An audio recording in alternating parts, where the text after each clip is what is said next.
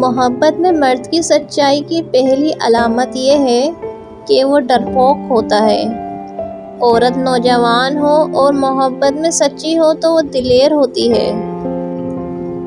سنو، خدا کرے تمہارا نکاح تمہاری محبت سے ہو، جس کے لیے تم روتے ہو، جس کے لیے تم دعائیں مانگتے ہو۔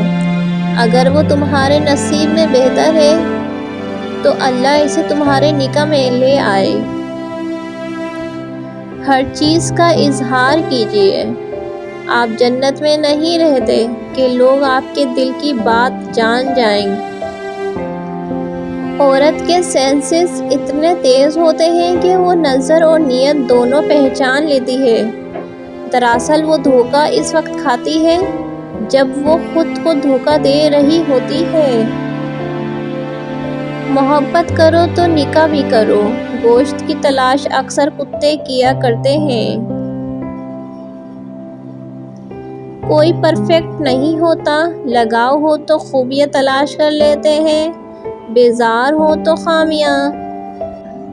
اپنی شادی کو سادہ کرو۔ شادیوں کے لیے قرض نہ لو۔ لوگ آتے ہیں، کھاتے پیتے ہیں اور تمہیں غربت میں چھوڑ دیتے ہیں۔ بس وہی کرو جو تم سنبھال سکتے ہو۔ ہر وہ چیز جو آپ کے مسکرانے کا باعث بنے، اسے راز میں رکھیں۔ لوگ ان چیزوں کو برباد نہیں کر سکتے جن کو وہ نہیں جانتے۔ حضرت خدیجہ پہلی عورت تھیں جنہوں نے نکاح کا پیغام صلی اللہ علیہ وسلم کو بھیجا۔ اللہ نے ان کے ذریعے لڑکی کو خود اپنا خاوند پسند کرنے کی آزادی دی۔ وفادار کی ایک داستان ہوتی ہے اور بے وفا کی زندگی کا معمولی واقعہ۔ رسول اللہ صلی اللہ علیہ وسلم نے فرمایا، اللہ کے نزدیک حلال چیزوں میں سب سے زیادہ ناپسندیدہ چیز طلاق ہے۔ تمہاری کہانی اس لیے یہاں رک گئی ہے کیونکہ اللہ چاہتا ہے کہ تم اس کا اگلا حصہ خود لکھو۔ جسے تم تاخیر سمجھ رہے ہو وہ دراصل دعا کا موقع ہے۔ تو پھر اٹھاؤ ہاتھ اور اپنا نصیب بدل دو۔ حضرت عائشہ بیان کرتی ہیں، نبی پاک صلی اللہ علیہ وسلم نے فرمایا، وہ نکاح سب سے زیادہ بابرکت ہے جس میں اخراجات کم ہوں۔ جب عورت کسی ایک مرد کے ساتھ مخلص ہو تو دنیا کے کروڑوں مرد اسے بہکا نہیں سکتے۔ رشتوں میں اداکاری نہیں بلکہ وفاداری والے معاملے رکھیں۔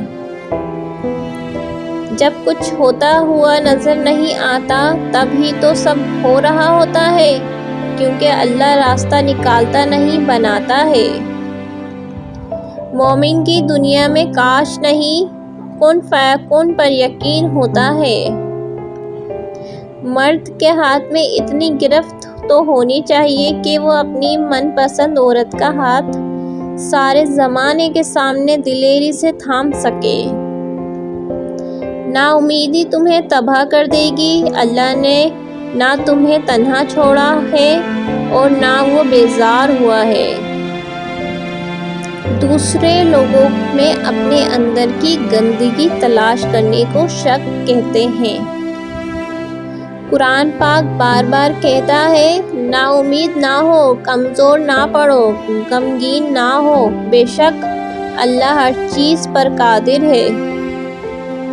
ویڈیو پسند آئے ویڈیو کو لائک کریں، چینل کو سبسکرائب کریں اور زیادہ سے زیادہ آگے شیئر کریں۔ آپ سب کا بہت بہت شکریہ۔ اللہ حافظ۔